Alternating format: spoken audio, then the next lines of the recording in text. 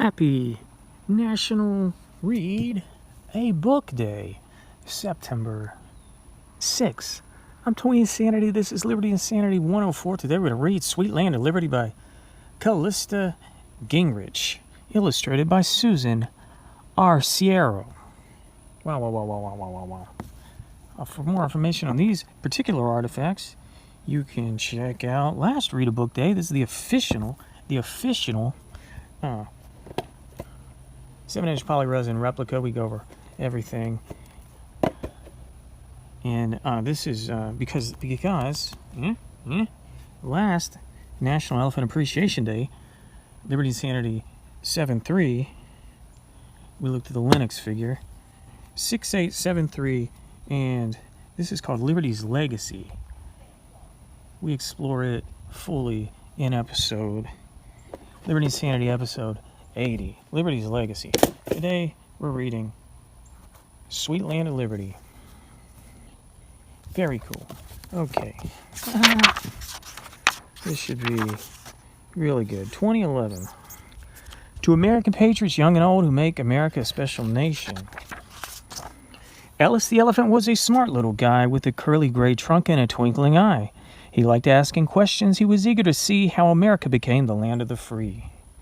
Ellis went to the library, an amazing place, and looked at the books with a grin on his face. These books hold the secrets, I'm sure it is true, why America is special, full of red, white, and blue. So far, so good. In his first book, he read how America began. Brave pilgrims came here to find a new land. With the help of God, they survived cold and beast and celebrated together with a Thanksgiving feast. Wow. There was an elephant at the first Thanksgiving. Wait, is he a time traveler or what? As the years went on, more and more settlers came. They formed 13 colonies, none quite the same. But on one sure thing they would all agree. The king would not rule them, they would be free.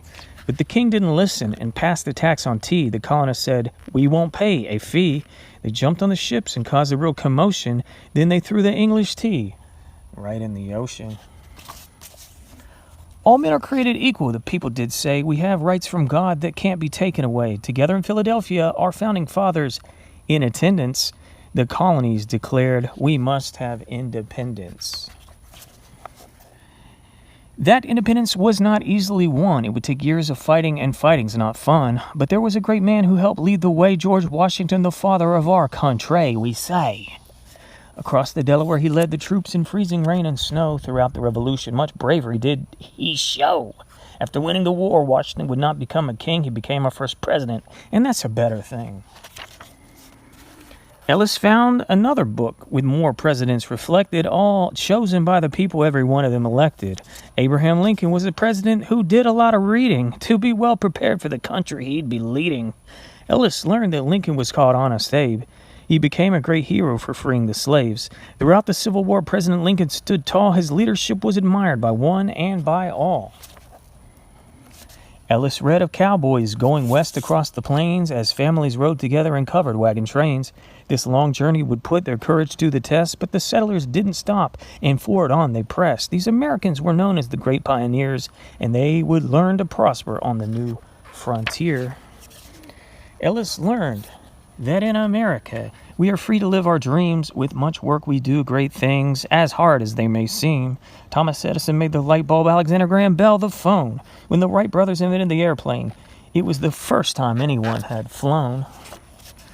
Ellis read of those comings from distant shores, arriving in a country they had never seen before. Speaking different languages, they all shared a dream to live together in a land where freedom was supreme. There were so many people coming to this spot that America became known as the Great Melting Pot. Through Ellis Island, these new Americans came, and Ellis was delighted just to read his name. Ellis read on about generations past. He learned what they did to make freedom last. Our freedom was earned by great women and men. We must never forget how brave they have been. They boldly stood up when their country did call. Without them, we might not have any freedom at all. Ellis learned of the race to put a man on the moon. President Kennedy said we must do it soon. Many watched as the rocket flew into the sky. Bound for the moon, the astronauts did fly. They raised a flag and began to explore. It was something that no one had done before. As the afternoon passed, Ellis read of the deeds that many have done to help those in need. Whenever there's a challenge, be it far or near, Americans are more than ready to volunteer. Ellis packed up his trunks up. He was done for the day. He would come back tomorrow and keep reading away. Now it was time for a celebration, a birthday party for our great nation. Ellis watched the fireworks and could clearly see that America is special, land of the free. Resources: Air and Space Museum, Ellis Island, Boston Tea Party Ship and Museum, Williamsburg, Red Cross Headquarters, Arizona,